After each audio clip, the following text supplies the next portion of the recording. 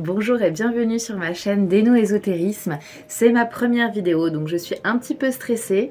Je vais essayer de respirer et ça va bien se passer. Alors déjà je me présente, je m'appelle Pauline, je suis astrologue et tarologue professionnelle, j'habite en Savoie et je suis maman de 8 enfants. J'aimerais ouvrir cette chaîne pour pouvoir te parler des oracles et des tarots que j'aime beaucoup, également ceux que j'aime moins, qu'on puisse en discuter un petit peu ensemble, peut-être t'en faire découvrir, qu'on puisse débattre de tout ça. Je trouve que ça peut être très intéressant.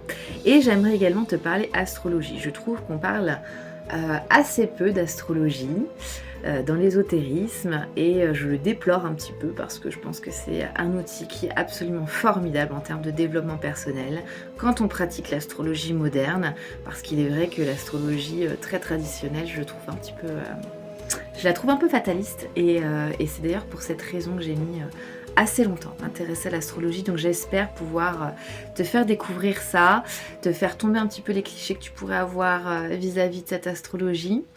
Donc voilà le but de cette chaîne. Si tu as envie de me suivre, si ça te donne envie, n'hésite pas à t'abonner et à cliquer sur la petite cloche des notifications pour que tu puisses ne louper aucune vidéo.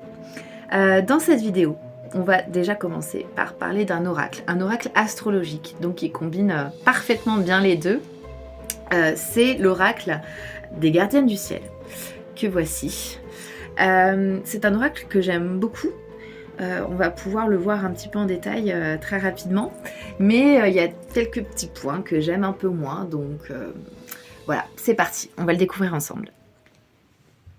Alors, on va découvrir un petit peu plus en détail ce jeu. On est sur un jeu qui coûte 27 €.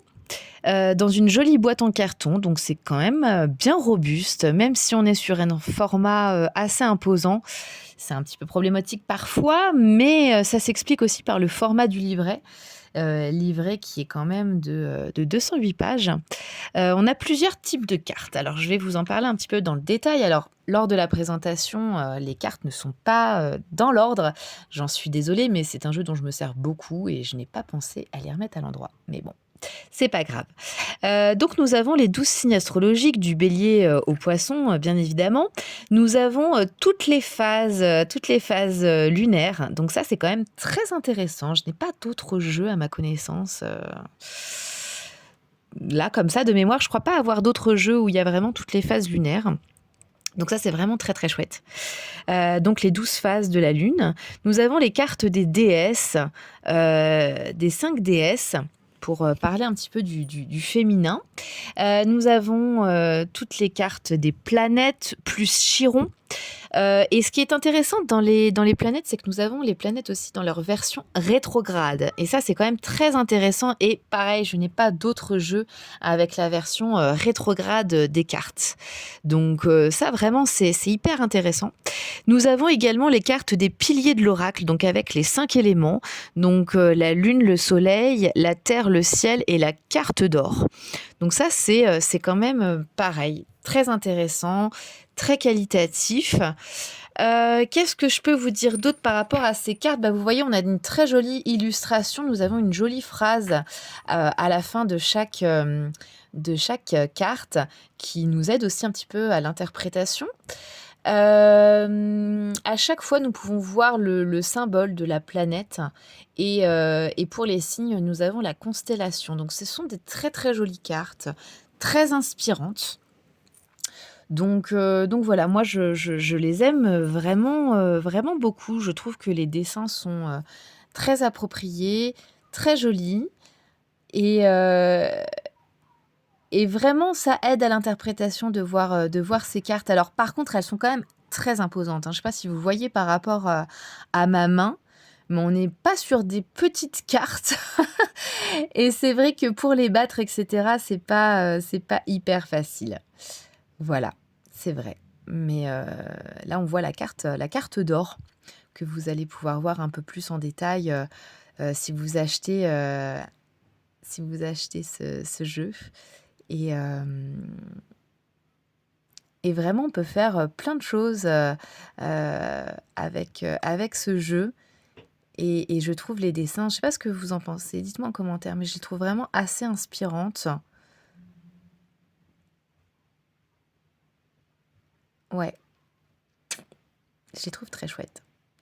Je vous laisse regarder la fin et on se retrouve, très rapidement. J'ai oublié d'ajouter, une petite chose, c'est que c'est quand même un jeu, qui se veut assez féminin. C'est vrai qu'on est sur les déesses de la féminité, ça peut potentiellement poser, quelques problèmes pour certains hommes, mais très sincèrement, je pense pas qu'il y ait besoin d'un sexe en particulier, pour pouvoir utiliser des cartes, mais, voilà, c'est vrai qu'il y a quand même une connotation très féminine à ces cartes.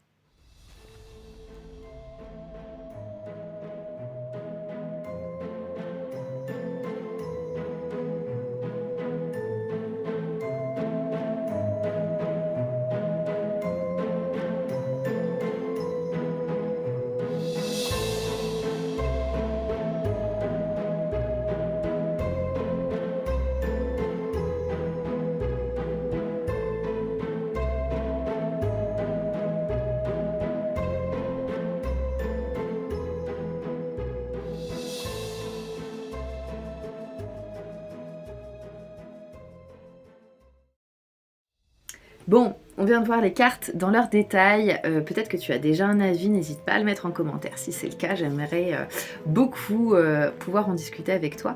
Alors comme je te l'ai dit, c'est un oracle que j'aime beaucoup, avec lequel je travaille quand même assez bien. Je le trouve très complet, il y a les signes, il y a les phases de la lune, il y a les éléments, vraiment je le trouve assez complet.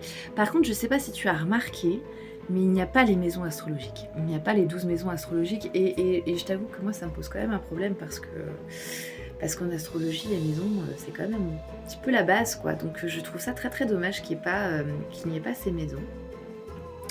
Après, en termes de fermeté de la carte, je trouve qu'on est quand même sur une carte assez molle. Moi j'aime quand les cartes sont un peu plus rigides.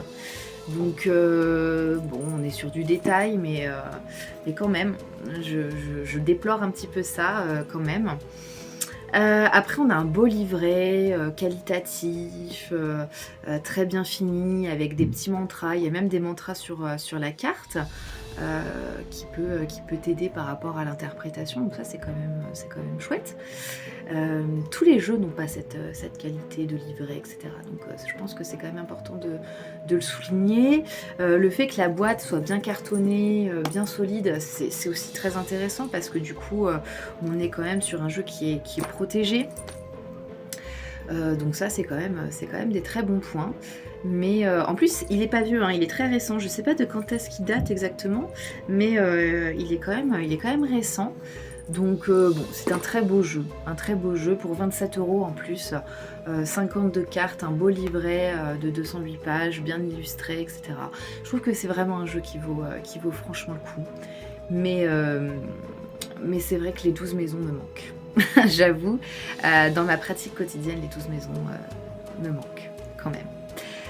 Voilà, n'hésite pas à me dire ce que tu en as pensé en commentaire encore une fois. Et on se retrouve très vite dans une autre vidéo et très certainement pour parler un peu plus en détail de l'astrologie. À bientôt!